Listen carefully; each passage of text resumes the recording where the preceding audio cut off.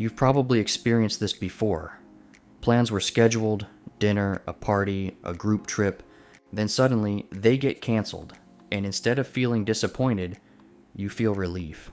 Not just a little relief either, a deep, quiet exhale, like your entire nervous system just relaxed, which raises an uncomfortable question most people never say out loud. Why did that feel so good?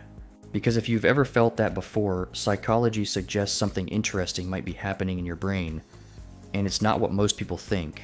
Let's imagine someone named Maya. She's in her late 20s, works in marketing, has friends she genuinely likes, and on the surface, nothing seems unusual. She's not socially anxious, she's not withdrawn. She shows up to birthdays, dinners, trips. But about a week before any big group event, something strange starts happening. A quiet tension builds. Not panic, not dread exactly.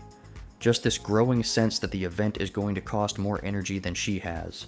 But she goes anyway, because saying no feels like it would say something about her character. So she attends the trip, laughs at the right moments, participates in everything, and then she gets home. And she's exhausted in a way sleep doesn't fix. Not tired, drained. The strange part is she assumes the problem must be her. Like she's somehow missing the social battery everyone else seems to have. But here's where the story gets interesting, because psychology research suggests something else might be happening entirely. In the 1990s, psychologist Elaine Aron began studying what she called highly sensitive people. Her research suggested that roughly 15 to 20% of the population processes sensory and emotional information more deeply than average. Not more dramatically, more deeply, and that distinction matters. Because when someone's brain processes more detail in each interaction, tone of voice, facial expressions, background noise, emotional signals, it means their brain is essentially running more mental processes at the same time. Imagine two computers doing the same task. One runs a simple program, the other runs 10 programs simultaneously. Both complete the task, but one uses far more energy. Social interaction can work the same way. So when someone like Maya spends an entire weekend around groups of people, her brain isn't just socializing, it's analyzing, interpreting, processing layers of information constantly. Which means afterward the nervous system needs time to reset. And that reset often looks like solitude. But here's the problem. Society tends to misunderstand that completely. We have this quiet cultural rule that says more social engagement equals a healthier person. If someone is surrounded by people, we assume things are going well. If someone spends time alone, we start asking questions. Are they lonely, depressed, avoiding something? But those assumptions mix up two very different experiences: isolation and chosen solitude. Psychologically, those are not the same thing. Research from psychologist Reed Larson, who studied how adolescents spend time alone, found something surprising. When solitude is chosen, not forced, it often leads to better mood, more self-reflection, and improved emotional clarity when people return to social situations. In other words, stepping away from people for a while can actually make social connection better, not worse. Which flips the usual assumption upside down, but here's where this becomes even more interesting. Because many people who prefer solitude spend years believing they need to fix that preference. So they do something exhausting. They perform extroversion. They go to the gatherings. They fill quiet moments with conversation.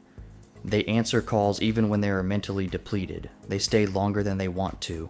And at first, this just feels like being polite. But over time, something subtle happens. They slowly lose track of what their natural rhythm actually is. Because when you constantly override your internal signals, eventually you stop hearing them clearly. Which leads to a question that many people never think to ask. What if the exhaustion you feel isn't from work, or stress, or being busy, but from living slightly outside your natural temperament for years? And once that idea lands, it changes the way you look at solitude entirely. Because solitude isn't just the absence of people, it's the presence of something else.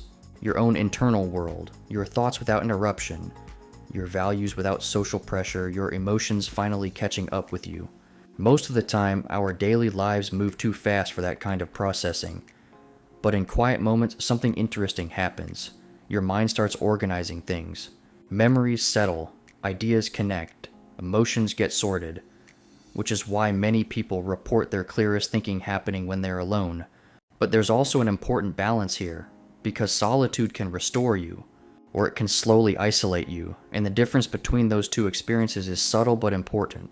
Healthy solitude feels like recovery. You step away, spend time alone, and eventually feel clearer, calmer, and more grounded. Avoidant isolation feels different. You retreat, but instead of feeling restored afterward, you feel flatter, more disconnected, less energized.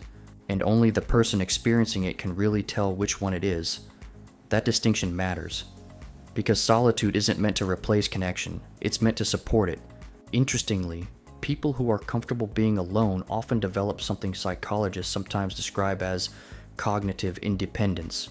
They're more likely to think through ideas before discussing them, more comfortable disagreeing with group opinions, more aware of their own values, because they've already had the conversation internally.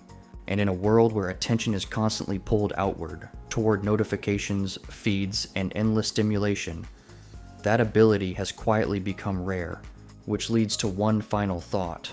We live in a culture that monetizes your attention.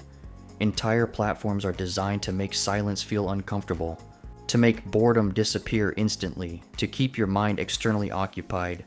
So choosing to sit quietly with your own thoughts, with no distractions, no notifications, no noise, might actually be one of the most psychologically rebellious things you can do. Not because solitude is better than connection, but because it reminds you who you are when nobody else is shaping the moment. So if you've ever felt that strange relief when plans got canceled, if you've noticed that you think more clearly when you're alone, that might not be a flaw, it might simply be your mind asking for the conditions it needs to function well. And the real mistake isn't preferring solitude, it's spending years apologizing for it. If this topic resonated with you, even in a quiet way, there's a good chance you enjoy exploring the deeper psychology behind everyday experiences. And there are a few more videos on the screen now that dive into exactly that. Consider subscribing if you'd like more of these psychology breakdowns. And if you're curious, the next video explores something a little different. A deep dive into one of the most well-known professions. You might find that one interesting too.